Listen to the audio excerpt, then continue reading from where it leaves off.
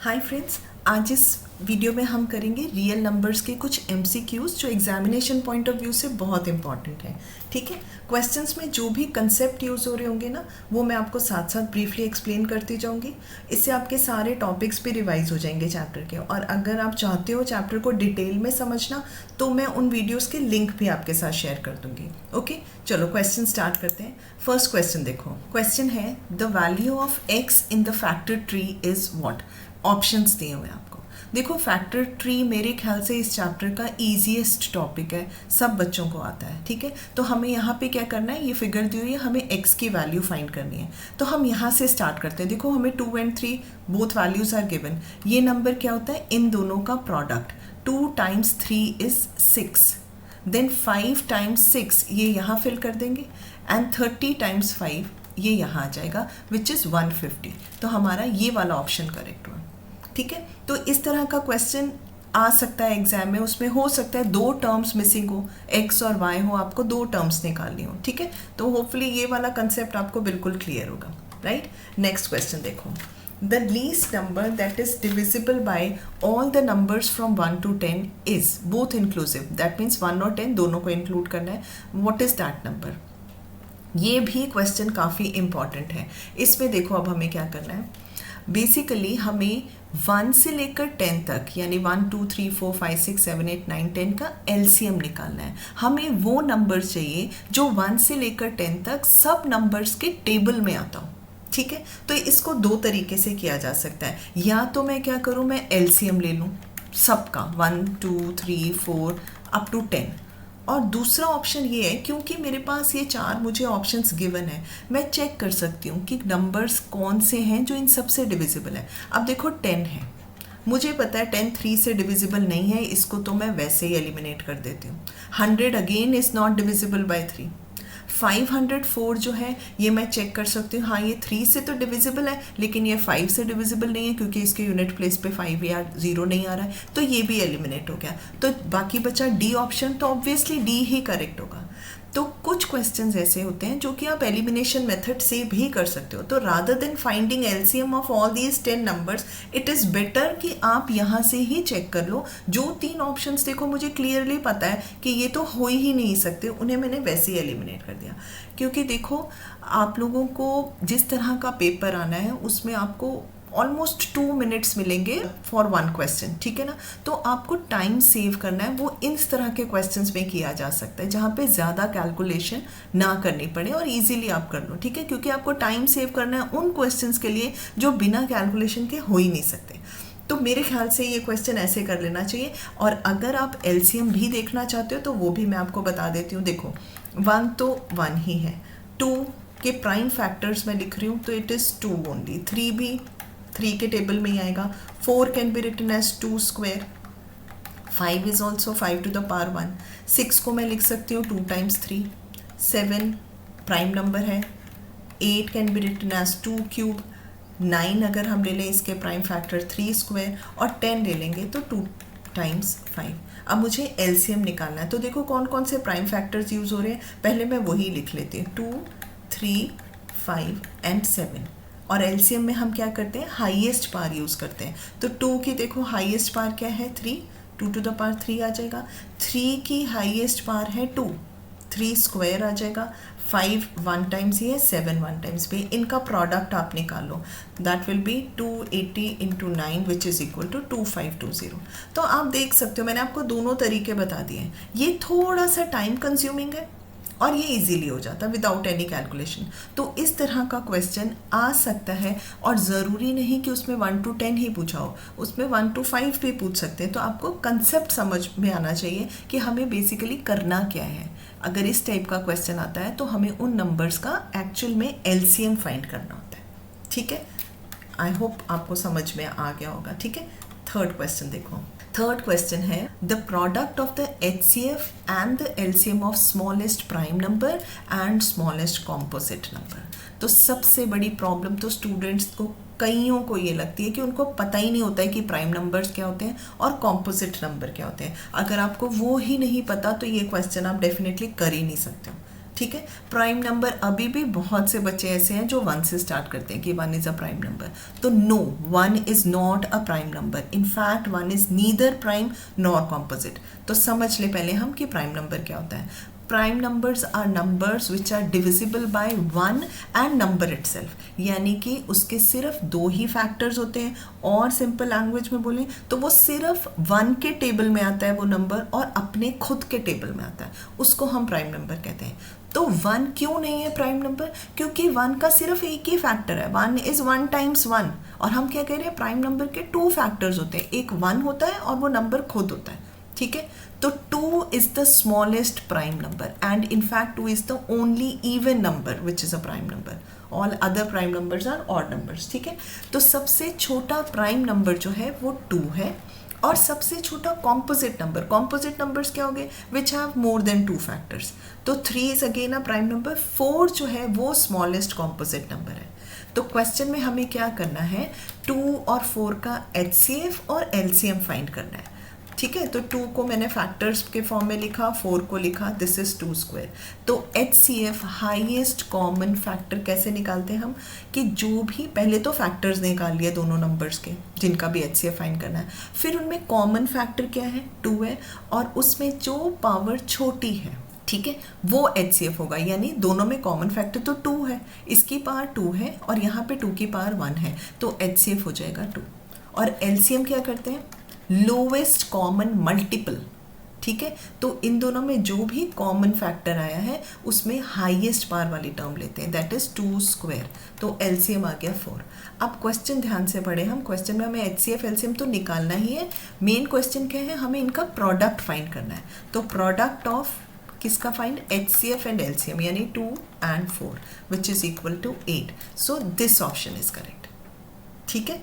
Next देखो question, ये question देखो आप, क्या क्वेश्चन है, 2 natural numbers whose sum is 85 and the least common multiple which is LCM is 102, ठीक है। क्या क्वेश्चन है, हमें 2 नंबर्स फाइंड करने हैं, से A एंड B, उनका सम 85 आना चाहिए और उनका LCM जो है वो 102 आना चाहिए, ठीक है। इसमें भी हम एलिमिनेशन मेथड इजीली यूज़ कर सकते हैं। तो मेरे पास 4 कॉम्बिनेशंस दिए हुए हैं, है ना, उनमें से सबसे पहले तो हम चेक करें कि कोई ऐसा पेयर तो नहीं है जिसमें सम ही 85 नहीं आ रहा है, ठीक है। तो सम 85 किस में नहीं आ रहा, देखो यहाँ, दिस इज व्हाट 90, इसको तो मैंने पहले ही एलिमिनेट कर दिया। अब बाकी दोनों केसेस में, बाकी इनफैक्ट तीनों केसेस में सम तो 85 आ रहा है। अब मुझे चेक करना है कि LCM किस में 102 आ रहा है। इसमें भी इजी मेथड मैं आपको बताती हूँ। LCM को क्या होता है एक्चुअल में, lowest common multiple of numbers, multiple यानी उन नंबर्स के टेबल में ये नंबर आना चाहिए, ठीक है। अगर मैं कहती हूँ कि 30 एंड 55 हो सकता है, तो आप चेक करो कि क्या 30 के टेबल में 102 आता है, नहीं आता, ठीक है ना। तो मैं 55 तो चेक ही नहीं करूँगी, 30 के टेबल में 102 नहीं आ रहा है, इसे भी मैंने एलिमिनेट कर दिया, राइट। अब देखो 17 और 68 देखती हूँ मैं, ठीक है। 68 के टेबल में 102 नहीं आता है, क्लियरली दिख रहा है मुझे, ठीक है, तो मैंने इसे भी एलिमिनेट कर दिया। तो रिमेनिंग कौन सा ऑप्शन रह गया, 51 एंड 34 है। तो एक बार चेक जरूर कर लो कि 51 102 आता है ना, 51 times 2 is 102 and 34 times 3 is 102, तो this is the correct option. आप देख रहे हो ना, हमने यहाँ कोई इनफैक्ट ऐसे फॉर्मूला ऐसा सच नहीं यूज़ किया, हमने सिंपल एलिमिनेशन मेथड यूज़ किया। वो ऑप्शंस मैंने पहले ही एलिमिनेट कर दिए जो हो ही नहीं सकते, तो सिर्फ डी ऑप्शन बचा which is are correct answer, ठीक है। नेक्स्ट क्वेश्चन देखो, if the HCF of 65 and 117 is expressible in the form 65m minus 117, then the value of m is what, ठीक है। ये भी बहुत इंपॉर्टेंट क्वेश्चन है, कई जगह ये आप देखोगे कि इस तरह का क्वेश्चन आया हुआ है, ठीक है। तो क्वेश्चन देखो, HCF ऑफ 65 एंड 117, सबसे पहले तो मैं इन दोनों का HCF ही निकालना है मुझे, ठीक है। तो 2 नंबर्स हैं 65 एंड 117, हम इनके प्राइम फैक्टर्स निकाल लेते हैं। 65 होता है 5 टाइम्स 13 एंड 117 होता है 3 times 3 times 13, that means 3 square times 13। हमें क्या निकालना है, HCF। HCF is highest common factor. तो इन दोनों में सबसे पहले तो कॉमन कौन सा है, 13 ही है इनफैक्ट, तो 13 इज देयर HCF। अब आते हैं क्वेश्चन पे। क्वेश्चन क्या कह रहा है, if the HCF of 65 and 117 that is 13, तो फर्स्ट पॉइंट था पार्ट था आपको HCF फाइंड करना था, it is expressible in the form, यानी कि HCF को मैं लिख सकती हूँ, this HCF is equal to 65m minus 117, then what is m? बस एक ही सिंपल सी लीनियर इक्वेशन बन गई, वन वेरिएबल m फाइंड कर लेते हैं। 13 plus 117 is equal to 65m, और ये कितना हो गया, 130 इज इक्वल टू 65m, तो m is equal to 130 divided by 65 which is equal to 2, right? तो 2 इज आवर आंसर। ठीक है, नेक्स्ट देखो, the largest number which divide 70 and 125 leaving remainder 5 and 8 respectively is what? तो क्या question है, देखो हमें क्या फाइंड करना है, नंबर, इनफैक्ट लार्जेस्ट नंबर जिससे अगर 70 और 125 को डिवाइड करें, सपोज कर वो नंबर x है, तो मैं 70 को अगर x से डिवाइड करती हूँ तो रिमाइंडर 5 आता है, और 125 को अगर हम x से उसी नंबर से डिवाइड करते हैं तो रिमाइंडर जो है वो 8 आता है। मुझे वो नंबर फाइंड करना है। तो इस कंडीशन के हिसाब से अगर हम देखें तो x is not a factor of 70। Factor कब होता अगर रिमाइंडर 0 आता, तो इसका मतलब 70 को अगर मैं x से डिवाइड कर रही हूँ तो रिमाइंडर 5 आ रहा है। इट इम्प्लाइज अगर मैं 70 माइनस 5 कर दूँ, यानी 65 को अगर मैं x से डिवाइड करूँगी तो रिमाइंडर कितना आएगा, मैंने 5 सब्ट्रैक्ट कर दिया ये वाला रिमाइंडर, तो रिमाइंडर 0 आएगा। सेम वेज यहाँ पे 125 में से अगर मैं 8 सब्ट्रैक्ट कर दूँ दैट इज 117, इसको अगर मैं x से डिवाइड करूँगी तो रिमाइंडर डेफिनेटली 0 आएगा। यानी अब x जो है वो 65 और 117 दोनों का फैक्टर है, और हमें क्या निकालना है, लार्जेस्ट। ठीक है ना, यानी हमें क्या बेसिकली क्या फाइंड करना है, highest common factor of 65 and 117। तो इस टाइप का क्वेश्चन आपने कैसे करना है, जो भी रिमाइंडर दिए हुए ना उनको गिवन नंबर्स में से सब्ट्रैक्ट कर लो, और जो रिजल्टिंग नंबर्स आएंगे, जैसे मेरे 65 और 117 आया, बस इसका HCF निकालना है हमें। ठीक है, तो 2 पॉइंट्स, पहले वो रिमाइंडर सब्ट्रैक्ट कर दो, उसके बाद जो 2 नंबर्स आ रहे हैं उनका HCF फाइंड करना है। ठीक है ना, क्योंकि x अब उन दोनों का फैक्टर है वो नंबर, और हाईएस्ट लार्जेस्ट नंबर निकालना है, तो HCF हमें फाइंड करना है। अभी इनफैक्ट लास्ट क्वेश्चन में हमने 65 और 117 का HCF हमने फाइंड किया ही था, जो कि 13 आता है। ठीक है ना, तो 13 is the number, right? Next question देखो, नेक्स्ट क्वेश्चन है, if HCF of 16 and x is equal to 8 and LCM of 16 and x is 48, then value of x is। बहुत सारे स्टूडेंट्स हैं जब उनको ये क्वेश्चन ही नहीं समझ में आता, जबकि ये देखो वो जो प्रॉपर्टी है कि product of 2 numbers is actually equal to HCF times LCM, हमें सिंपल वो प्रॉपर्टी ही निकालनी है। वो लिख उन्होंने इस तरह से दिया है तो बच्चे कंफ्यूज हो जाते हैं कि ये इस टर्म का क्या मतलब है, ये स्टेटमेंट का क्या मतलब है। इसका मतलब है कि 2 नंबर्स हैं हमारे पास 16 एंड x, उनका HCF है 8 एंड उन्हीं दोनों का LCM है 48। बस मैंने इस इक्वेशन में पुट कर दिया। अब मुझे x निकालना है, तो x क्या हो जाएगा, 8 टाइम्स 48 डिवाइडेड बाय 16। इसमें भी मैं हमेशा स्टूडेंट्स को बोलती हूँ कि डोंट मल्टीप्लाई दीज 2 नंबर्स। क्यों टाइम वेस्ट कर रहे हो कि पहले मल्टीप्लाई करोगे फिर 16 से डिवाइड करोगे। ठीक है, ये इसका मल्टीपल हो गई, देखो ये इससे कैंसिल हो रहा है, 8 2 16 24 डायरेक्ट आ गया। ठीक है ना, this is your answer. Otherwise पहले आप 8 टाइम्स 48 करोगे, जितनी ज़्यादा कैलकुलेशन उतने chances of making mistakes increase हो जाते हैं। Avoid making large calculations. यहाँ कैंसिल हो रहा है तो डायरेक्ट कैंसिल करो ना इसको। ठीक है, तो 24 is our answer. Next question है, the LCM of 2 numbers is 120, which of these numbers can not be their HCF। बहुत अच्छा क्वेश्चन है, ये एक तरह की प्रॉपर्टी है।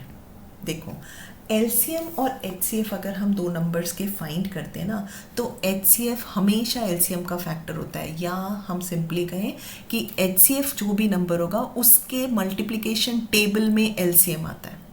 ठीक है, सिंपल सी बात, HCF is a factor of LCM। तो अब आप देखो इन सारे नंबर्स 20, 40, 50, 60 किसके टेबल में 120 नहीं आता। 20 times 6 is 120, 40 times 3 is 120, 60 times 2 is 120, 50 के टेबल में 120 नहीं आ रहा है, तो 50 can not be the HCF of. क्या होगा HCF वो नहीं पूछा उन्होंने, क्योंकि नंबर्स ही नहीं पता। उन्होंने बोला है कि अगर दो नंबर्स का LCM 120 आता है तो इन गिवन नंबर्स में से कौन सा नंबर उन दोनों का HCF नहीं हो सकता। ठीक है ना, 50 के टेबल में 120 नहीं आता, 50 HCF नहीं होता। तो सिंपली HCF के टेबल में, मल्टीप्लिकेशन टेबल में LCM आता है, और हम ये कह सकते हैं LCM is a multiple of HCF। ठीक है, 50 नहीं है तो 50 इज आवर आंसर, राइट। देखो इस तरह के क्वेश्चंस जो हैं ये जल्दी सॉल्व हो जाते हैं। ठीक है, आपको अगर ये प्रॉपर्टी मालूम है, कोई कैलकुलेशन की ज़रूरत नहीं है, डायरेक्ट आपने आंसर करना है। ठीक है, नेक्स्ट क्वेश्चन देखते हैं। ये भी अगेन एक क्वेश्चन डेफिनेटली ये टर्मिनेटिंग या नॉन टर्मिनेटिंग टाइप वाले क्वेश्चन में से आएगा ही आएगा। 3.24535353 dot dot dot is what type of number? A terminating decimal, a non terminating repeating decimal, a rational number, both B and C. ठीक है, तो सबसे पहले हम टर्मिनेटिंग या नॉन टर्मिनेटिंग के थोड़ा सा इसको समझ लेते हैं। कोई भी रैशनल नंबर होता है, रैशनल नंबर क्या होता है? Which can be written in the form P by Q, where P and Q are integers, P and Q are co-prime and Q is not equal to 0। ठीक है, इसका जो decimal representation होता है वो आइदर टर्मिनेटिंग होता है, यानी वो खत्म हो जाता है, टर्मिनेटिंग, और नॉन टर्मिनेटिंग होता है लेकिन रिपीटिंग होता है, रेकरिंग भी कहते हैं, टर्मिनेटिंग बट रिपीटिंग, रिपीट होता है रैशनल नंबर का। ठीक है, तो यहाँ पे देखो 5-3 वाला पार्ट अगर हम देखें, 3.24 53 53 53, यानी इस नंबर को हम लिख सकते हैं 3.24 और ये रिपीट हो रहा है, तो this is non terminating but repeating. ठीक है, तो किस टाइप का नंबर हुआ ये? It is a rational number. ठीक है, रैशनल तो है ही, लेकिन साथ में ये non terminating repeating decimal number भी है, तो हम इसको क्या लिख सकते हैं? Both P and C। Rational तो है ही है, साथ में डेसिमल किस टाइप का है? Non terminating repeating decimal number है। ठीक है, और इनफैक्ट इसकी मैं आपको एक और प्रॉपर्टी इससे रिलेटेड, देखो 3 तरह के क्वेश्चंस बनते हैं। पहला टाइप का क्वेश्चन होता है कि आपको कोई भी एक नंबर दे देंगे, रैशनल नंबर दे देंगे, जैसे सपोज करो आपको दे दिया 123 divided by 2 square into 5 cube. ठीक है, तो फर्स्ट टाइप का क्वेश्चन होता है, आपसे ये पूछते हैं whether this is a terminating decimal number और non terminating, what type of decimal you will get. ठीक है, तो हमेशा हमने क्या चेक करना है? डिनोमिनेटर के प्राइम फैक्टर्स में 2 आ जाए, सिर्फ 2, सिर्फ 5 और बोथ, इसके अलावा डिनोमिनेटर का कोई और प्राइम फैक्टर ना हो, तो वो हमेशा एक टर्मिनेटिंग डेसिमल होता है। लेकिन हमेशा मैं स्टूडेंट्स को बोलती हूँ, फर्स्ट पॉइंट आपका क्या होना चाहिए? आप पहले चेक करो कि न्यूमरेटर और डिनोमिनेटर में कोई कॉमन फैक्टर तो नहीं है। अगर है तो पहले उसे कैंसिल करो। ठीक है, तो कैंसिल करके फिर सिंपलेस्ट फॉर्म में जब आप लिखोगे तब डिनोमिनेटर के प्राइम फैक्टर्स देखो, if prime factors are either 2 और both, then it will be a terminating. ठीक है, तो फर्स्ट टाइप का क्वेश्चन तो ये आता है। सेकेंड टाइप का क्वेश्चन ये आता है कि after how many decimal places will it terminate, यानी ये टर्मिनेटिंग तो है, तो अगर आप इसको डेसिमल में कन्वर्ट करोगे तो डेसिमल के कितने डिजिट्स के बाद वो टर्मिनेट हो जाएगा। तो वो हम कैसे चेक करते हैं कि हमें ये तो पता है कि टर्मिनेटिंग है तो डिनोमिनेटर में 2s और 5s ही हैं जिसकी पावर ग्रेटर होती है। ठीक है, जैसे इस केस में अगर हम देखें तो 5 की पावर जो है it is more than power of 2, कितनी है ये? 3। तो ये जो लार्जेस्ट पावर होती है 3 आ रहा है, तो इसका आंसर होगा it this number will terminate after 3 places of decimal. सिर्फ इतना देखना आपने, 2 और 5 में से जिसकी पावर बड़ी है उतने डेसिमल पे वो टर्मिनेट हो जाएगा। और अगर सपोज करो कोई क्वेश्चन ऐसा आ गया 123 अपॉन सिर्फ 5 क्यूब आ रहा है, नो प्रॉब्लम, तब भी वो 3 प्लेसेस ऑफ डेसिमल से पे टर्मिनेट होगा। ठीक है, सेकेंड टाइप का ये क्वेश्चन आता है। थर्ड आता है कि what will be it's decimal representation. अब ये टर्मिनेटिंग तो है, अगर हम इसे डिवाइड करते हैं तो किस तरह का डेसिमल क्या आएगा, उसका डेसिमल नंबर क्या आएगा, वो हमें फाइंड करना होता है। तो उसमें क्या करते हैं, अब जैसे यही वाला क्वेश्चन है 123 है, 2 स्क्वायर है और 5 क्यूब है। तो बेसिकली हमें पता है कि डिनोमिनेटर में अगर 10 आ जाए, 100 आ जाए, 1000 आ जाए, यानी 10 की पावर्स आ जाए, तो वो हम डेसिमल इजीली बना सकते हैं उस नंबर का, ठीक है ना। तो हमने क्या करना है कि 5 की जितनी पावर है या 2 की जो भी हाईएस्ट पावर है, हम दोनों को सेम करते हैं। अब यहाँ 5 की पावर कितनी है, 3, तो मैं 2 की पावर भी 3 बनाऊंगी। कैसे बनाऊंगी, इसको 2 से मल्टीप्लाई, न्यूमरेटर और डिनोमिनेटर दोनों को। तो देखो ये कितना हो गया, 246 आ गया। और नीचे मुझे तीन पेयर्स 2 एंड 5 के मिल गए, 2 क्यूब आ गया एंड 5 क्यूब आ गया। We know 1 pair of 2 and 5 makes 10। तो अब मेरे पास यहाँ कितने 10 आ गए, 246 डिवाइडेड बाय 1000 इनफैक्ट। और अब इसको मैं इजीली डेसिमल में कन्वर्ट कर सकती हूँ। इसको डिवाइड नहीं करने लग जाना, हमने नीचे टेंस में कन्वर्ट करना है डिनोमिनेटर को, ठीक है ना, 10 की पावर्स में कन्वर्ट करना है। तो अगर मेरे पास सपोज करो ये वाला क्वेश्चन होता, दिस वन 123/5 की है, क्यूब है, तो हमें क्या करना है, मेरे पास जितने 5 है मुझे उतने ही 2s चाहिए। तो यानी 2 क्यूब से मल्टीप्लाई कर देती हूँ डिनोमिनेटर को, तो न्यूमरेटर को भी हम 2 से मल्टीप्लाई करेंगे। तो कितना आ जाएगा, 8 टाइम्स 123, 8 टाइम्स 123 डिवाइडेड बाय 1000, ठीक है। फिर ये इजीली डेसिमल में कन्वर्ट हो सकता है। तो ये 3 तरह के क्वेश्चन है, इनमें से एक डेफिनेट का question terminating and non terminating से रिलेटेड, ठीक है। नेक्स्ट क्वेश्चन देखते हैं। क्वेश्चन है अ रियल नंबर, देखो ये भी उसी से रिलेटेड है। 2 स्क्वायर है, 3 स्क्वायर है, 7 स्क्वायर है। न्यूमरेटर, डिनोमिनेटर है 2 to the power 5, 5 to the power 3, 3 square and 7। Question पूछा है this number will have terminating decimal, non terminating repeating decimal, non terminating non repeating decimal और टर्मिनेटिंग रिपीटिंग डेसिमल, ठीक है। Basically वही हमें check करना है। तो अभी हमने जो लास्ट टॉपिक किया, हमने क्या किया है कि सबसे पहले हम चेक करते हैं कि डिनोमिनेटर्स के प्राइम फैक्टर्स 2s और 5s ही होने चाहिए। बट अब यहाँ 3 स्क्वायर भी है, 7, तो कुछ बच्चे आंख बंद करके कि अरे नीचे तो 3 और 7 भी है, तो ये नॉन टर्मिनेटिंग हो जाएगा, ठीक है, नॉन टर्मिनेटिंग हो जाएगा। बट मैंने आपको बोला कि सबसे पहले चेक करो कि न्यूमरेटर और डिनोमिनेटर में कोई कॉमन फैक्टर तो नहीं है। अगर है तो उसे कैंसिल कर दो। तो देखो 3 स्क्वायर मैंने कैंसिल किया और एक 7 भी कैंसिल हो गया। तो जो अब सिंपलेस्ट फॉर्म में ये नंबर आया है उसमें ये आ रहा है। इनफैक्ट मैं ये 2 भी कैंसिल कर सकती हूँ, ये 2 क्यूब और 5 क्यूब आ गया, ठीक है। तो बेसिकली क्योंकि मुझे टर्मिनेटिंग एंड नॉन टर्मिनेटिंग ही बताना है, तो डिनोमिनेटर में कौन से प्राइम फैक्टर्स आए हैं, 2s एंड 5s, तो इसका मतलब it will be a terminating decimal, ठीक है। Terminating that means A part is correct, A option is correct. Next question देखो, if n is any natural number then which of the following expressions end with 0।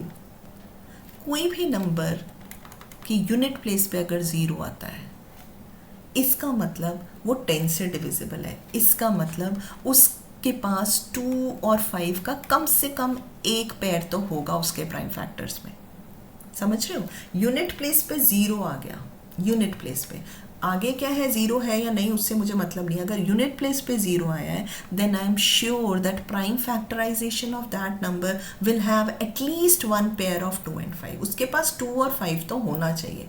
अब इस वाले में देखो 3 और 2 है, इसमें 4 एंड 3 यानी 2 एंड 3 है प्राइम फैक्टर्स। इसमें 2, इसको अगर मैं स्प्लिट भी करूँ प्राइम फैक्टर्स में तो it also has 2 and 3 as it's prime factor.